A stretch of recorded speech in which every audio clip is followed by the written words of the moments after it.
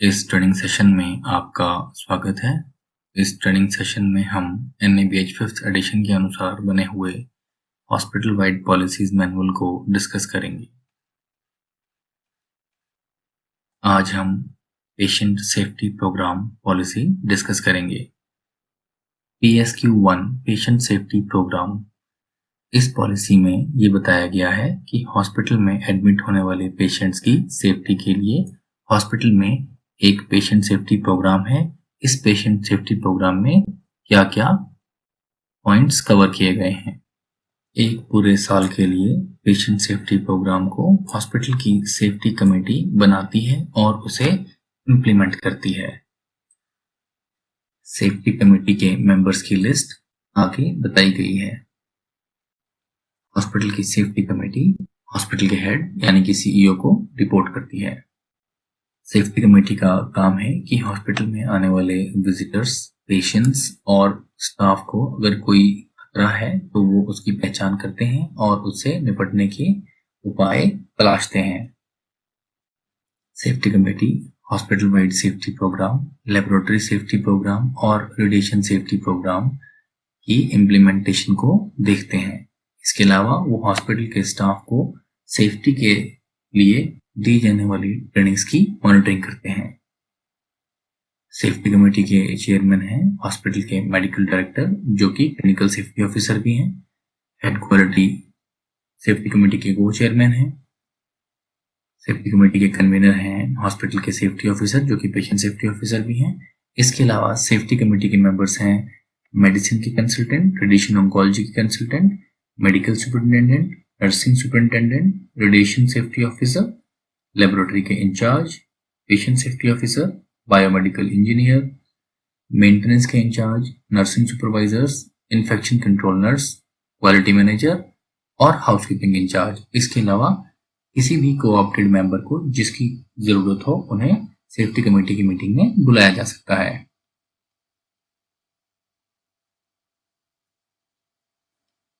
Safety committee महीने में एक बार मिलती है और मिलकर ये पेशेंट सेफ्टी के लिए पॉलिसीज बनाते हैं। हॉस्पिटल में पेशेंट के लिए सेफ एनवायरनमेंट बनाने के लिए भी पॉलिसीज बनाई जाती हैं। हॉस्पिटल के सेफ्टी प्लान की इम्प्लीमेंटेशन की जाती है। हॉस्पिटल के सेफ्टी प्लान की इम्प्लीमेंटेशन में कोई अगर चेंजेस हैं वो लिए जाते हैं। सेफ्टी प्लान के इम्प्लीमेंटेशन में अगर कोई कमी आ रही है तो उसे डिस्कस किया जाता है। हॉस्पिटल में आने वाले पेशेंट्स, विजिटर्स और स्टाफ को अगर कोई रिस्क है तो उसे आइडेंटिफाई किया जाता है और उससे निपटने की तैयारी के उपाय निकाले जाते हैं। इसके अलावा हॉस्पिटल की सेफ्टी कमेटी हॉस्पिटल के स्टाफ को पेशेंट सेफ्टी और इक्विपमेंट्स के सेफ इस्तेमाल के लिए दी जाने वाली ट्रेनिंग को रिव्यू करती है। अब हम बात करेंगे पेशेंट सेफ्टी प्रोग्राम की।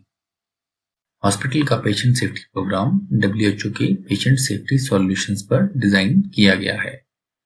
हॉस्पिटल के पेशेंट सेफ्टी प्रोग्राम के मेन पॉइंट्स आगे डिस्कस किए गए हैं, जिसमें पहला पॉइंट है look like sound like medications का एरर प्रिवेंशन।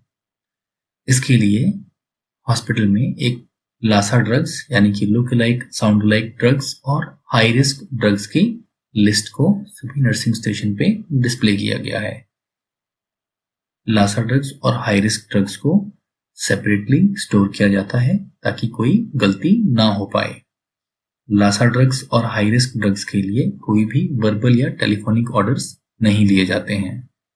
लासा मेडिकेशन और हाई रिस्क मेडिकेशन की लिस्ट को साल में एक बार रिव्यू किया जाता है।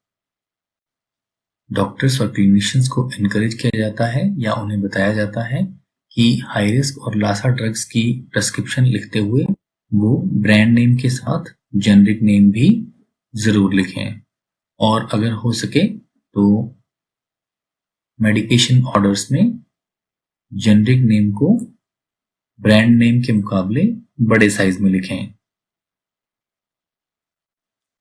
लुक-अलाइक साउंड-अलाइक ड्रग्स की प्रेस्क्रिप्शन में टॉलमैन लेटरिंग का इस्तेमाल करते हुए ड्रग के नाम में आने वाले डिफरेंस को एम्फेसाइज करें, जैसे कि डोब्यूटामीन और डोपामीन में जो हिस्सा डिफरेंट है उसे कैपिटल लेटर में लिखा गया है और जो हिस्सा कॉमन है उसे स्मॉल लेटर्स में लिखा गया है। इससे गलती होने की संभावना कम हो जाती है।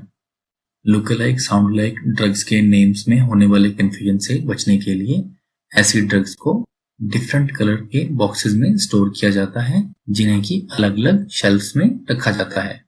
स्टाफ को ये ट्रेन किया जाता है कि जब भी वो मेडिकेशन दे रहे हों उससे पहले हमेशा 5 आवर प्रैक्टिस करें, जो कि हैं right patient, right drug, right dose, right route and right time.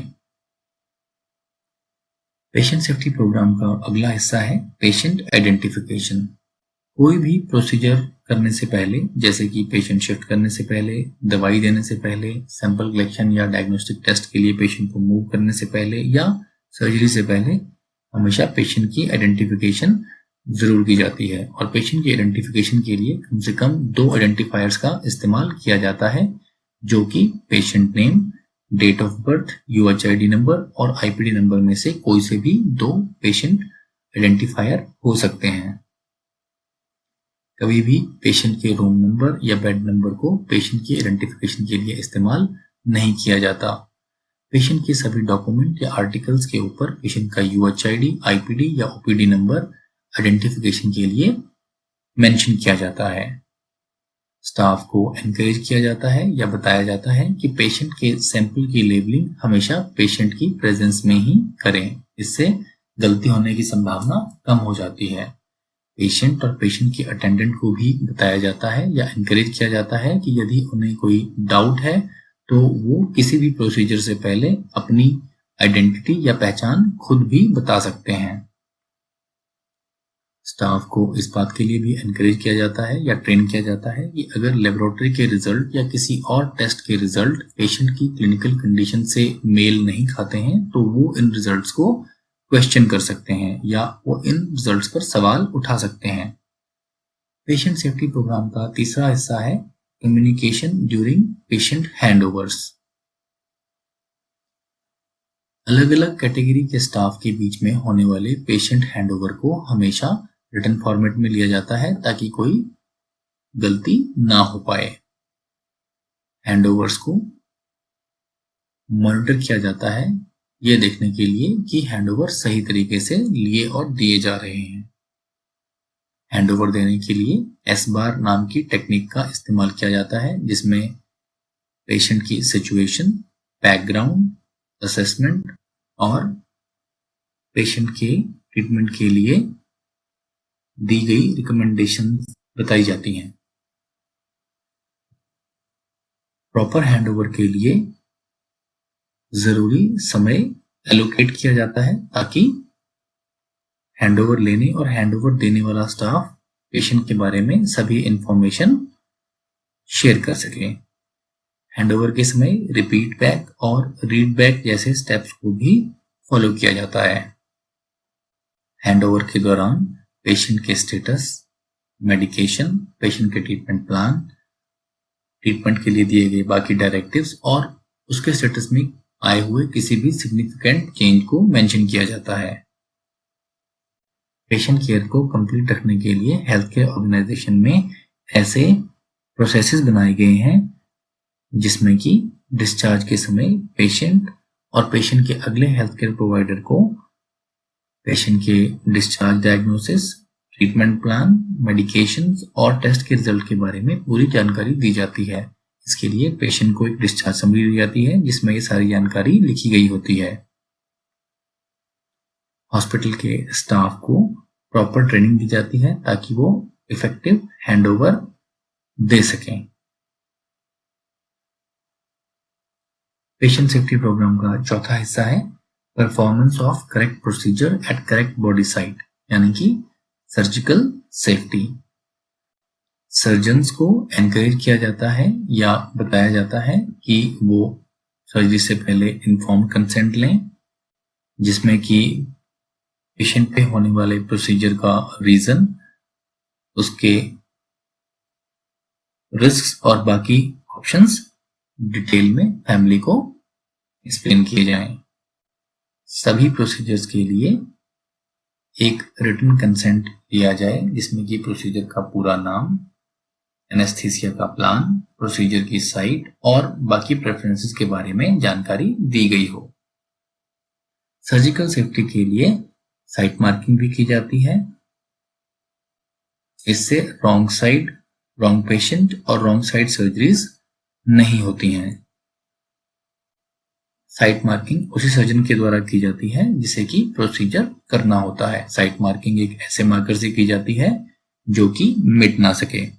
Site marking में सर्जन के इनिशियल्स लिखे जाते हैं। साइट मार्किंग करते हुए पेशेंट से भी साइट के बारे में कंफर्मेशन ली जाती है।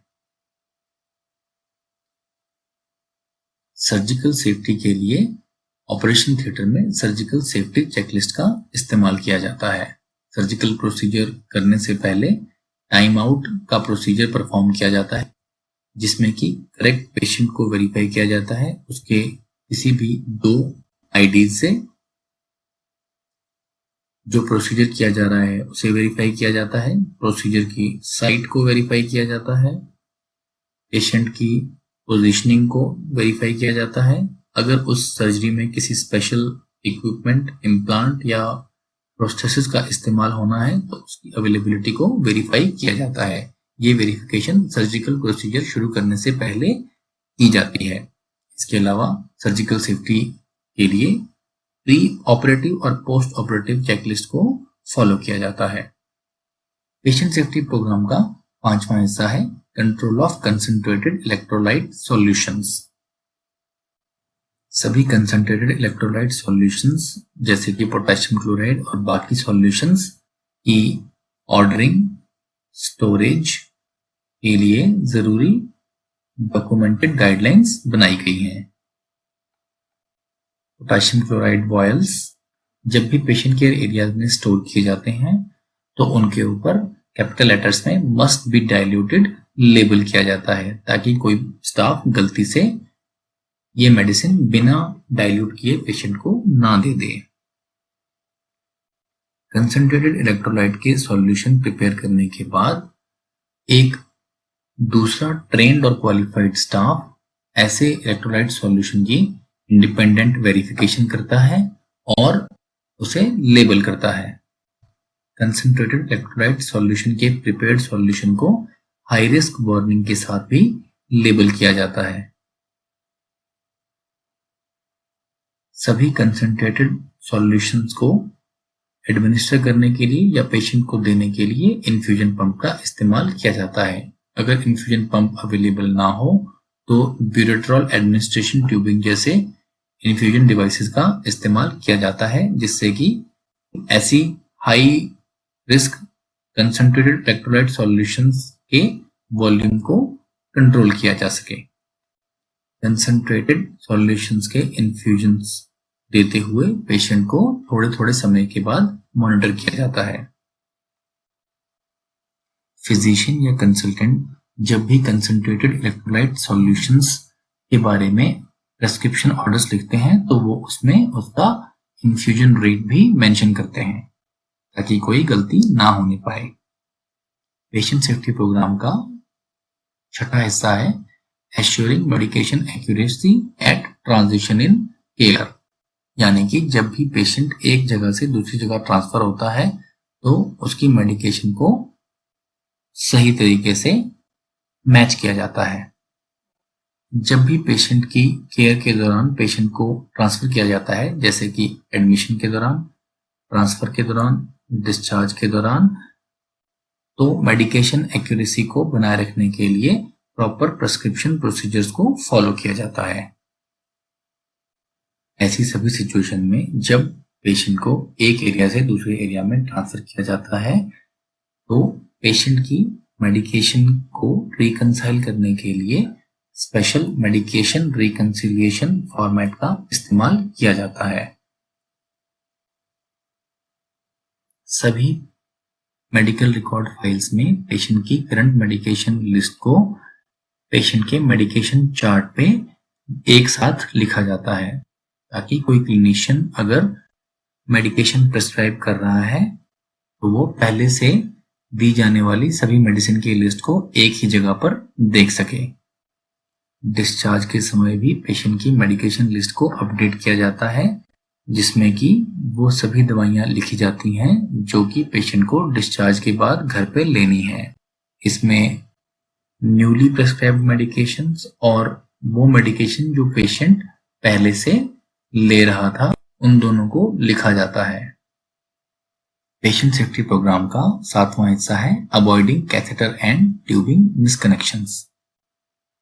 नॉन क्लिनिकल स्टाफ, खुद पेशेंट, पेशेंट की फैमिली, इन सभी को एजुकेट किया जाता है कि उन्हें ट्यूबिंग्स और पेशेंट के डिवाइसेस को खुद ही कनेक्ट और डिस्कनेक्ट नहीं करना है। जब भी ऐसा करना हो तो उसके लिए किसी क्लिनिकल स्टाफ की मदद लेनी है। सभी कैथेटर्स और ट्यूबिंग्स को लेबल किया जाता है ताकि मिसकनेक्शंस ना हो सकें। हाई रिस्क कैथेटर्स जैसे कि आर्टेरियल, एपिड्यूरल या इंट्राथिकल कैथेटर्स को हमेशा लेबल किया जाता है।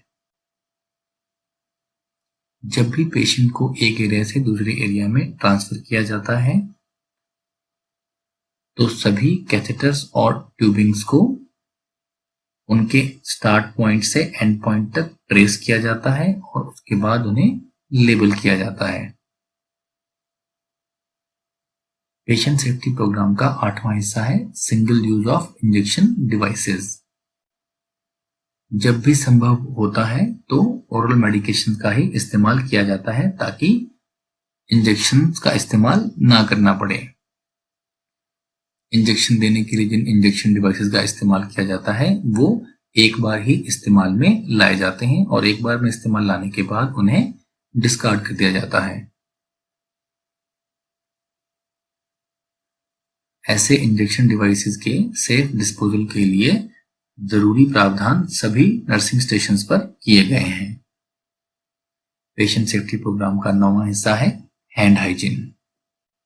हॉस्पिटल की मैनेजमेंट हैंड हाइजीन के लिए जरूरी हैंड वॉशिंग फैसिलिटी या अल्कोहल बेस्ड हैंड रब्स सभी नर्सिंग स्टेशन या पॉइंट ऑफ केयर पे प्रोवाइड कराती है।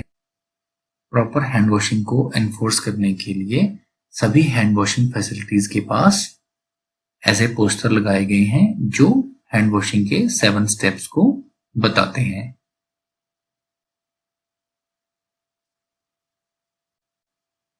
हॉस्पिटल के स्टाफ को हैंड वॉशिंग के लिए समय समय पर ट्रेनिंग दी जाती है।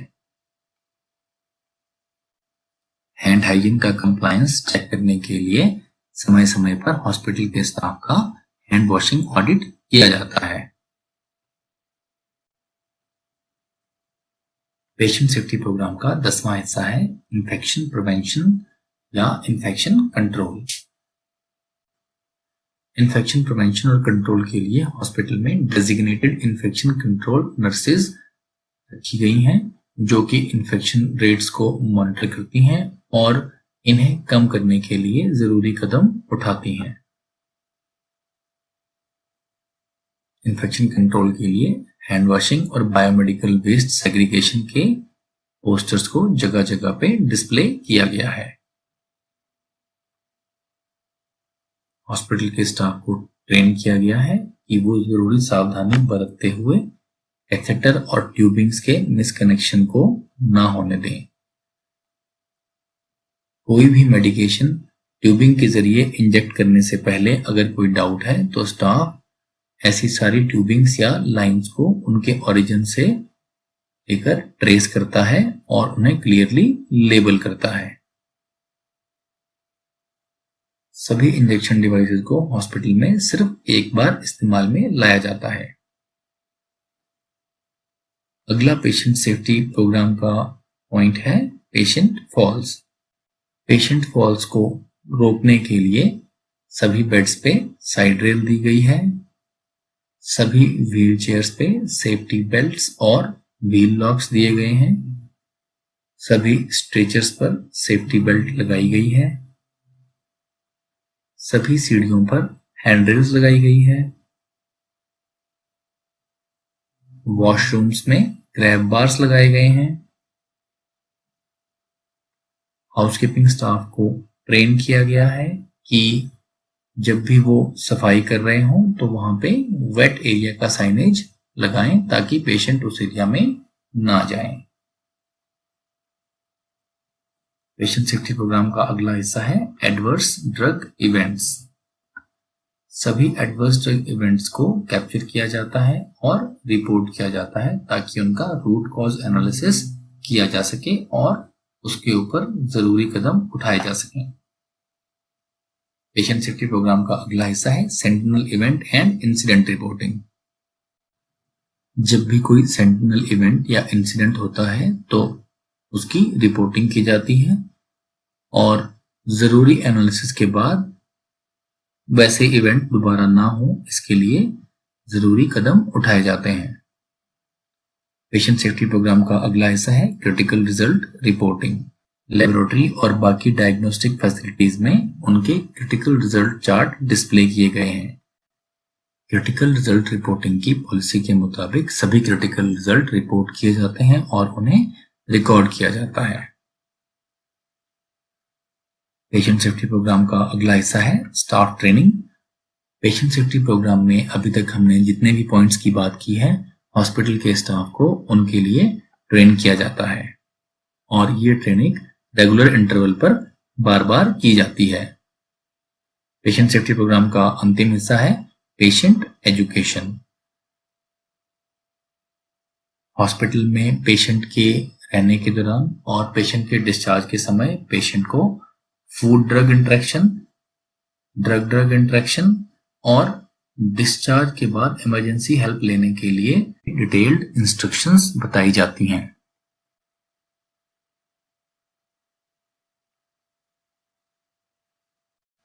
अब हम डिस्कस करेंगे patient safety officer.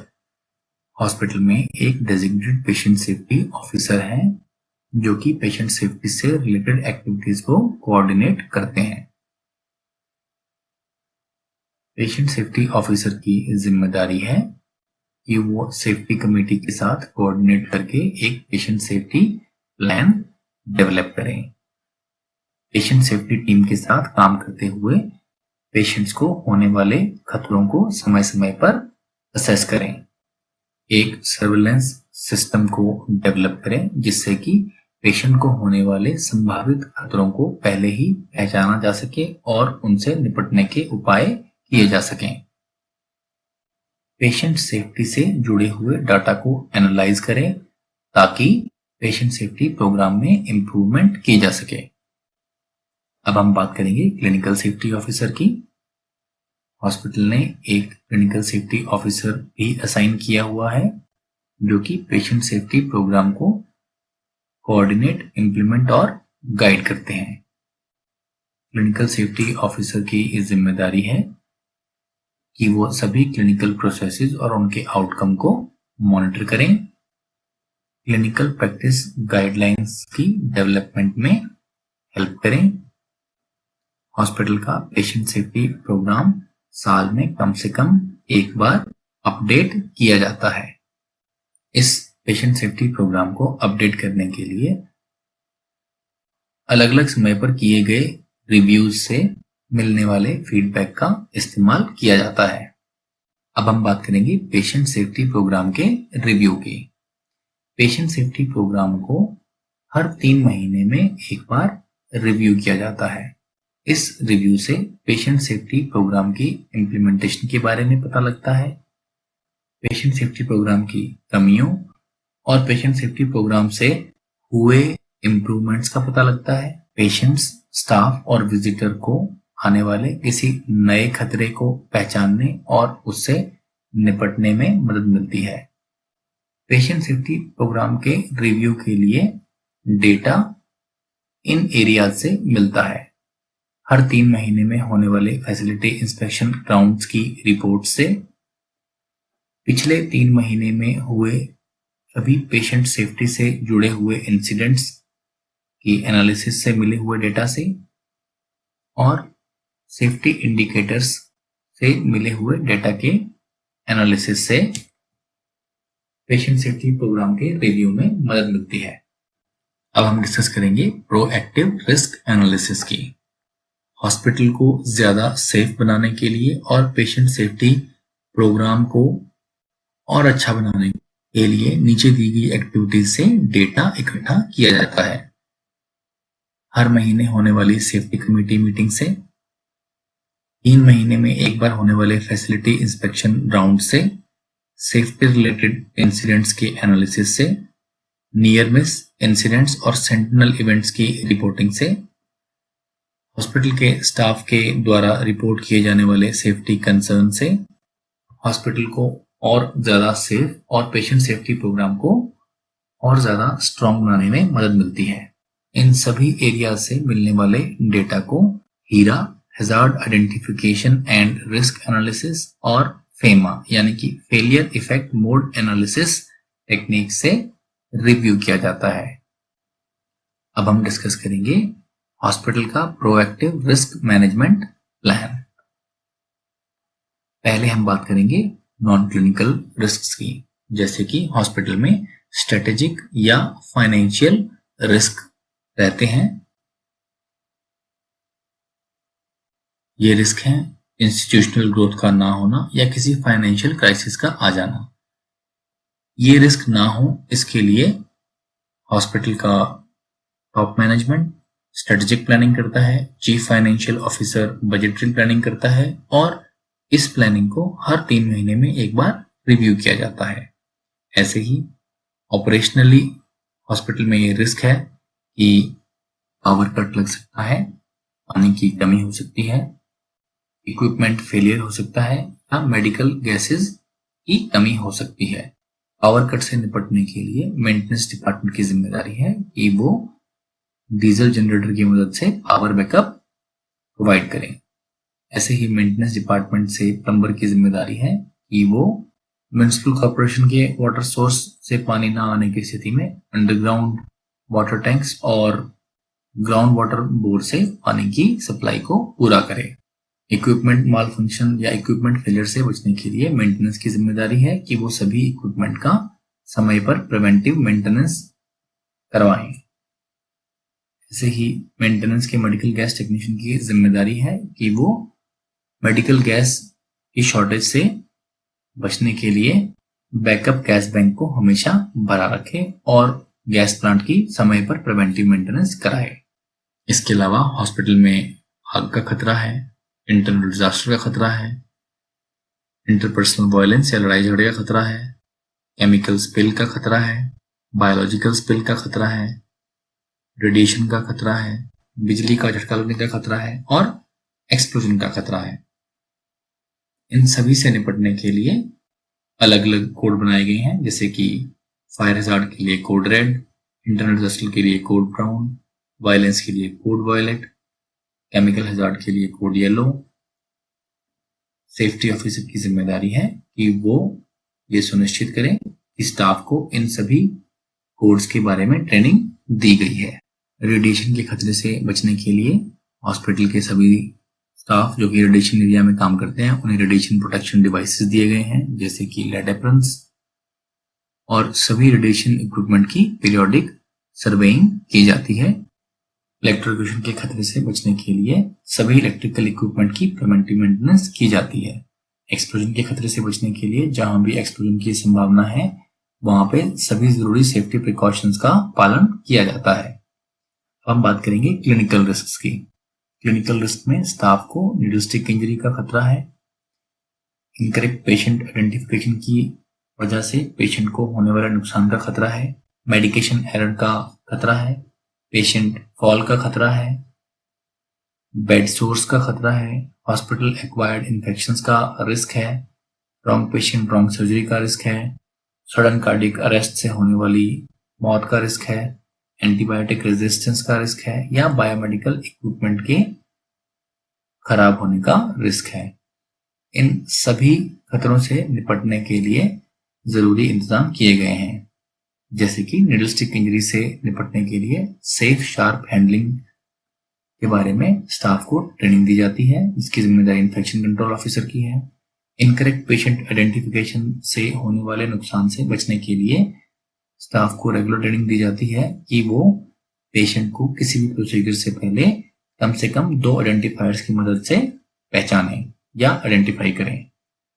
Medication error से बचने के लिए स्टाफ को 8 आवर्स की ट्रेनिंग दी जाती है। इसकी जिम्मेदारी नर्सिंग सुपरिंटेंडेंट की है। पेशेंट फॉल से बचने के लिए सभी पेशेंट का मोस्ट फॉल रिस्क असेसमेंट किया जाता है और पेशेंट फॉल रोकने के लिए जरूरी पेशेंट सेफ्टी डिवाइसेस भी लगाए जाते हैं और स्टाफ को इसके बारे में जरूरी ट्रेनिंग दी जाती है। बेड सोर से बचने के लिए स्टाफ को ट्रेनिंग दी जाती है कि वो सभी पेशेंट्स का बर्डन स्कोर असेसमेंट करें और उसके अनुसार पेशेंट को जरूरी केयर दें।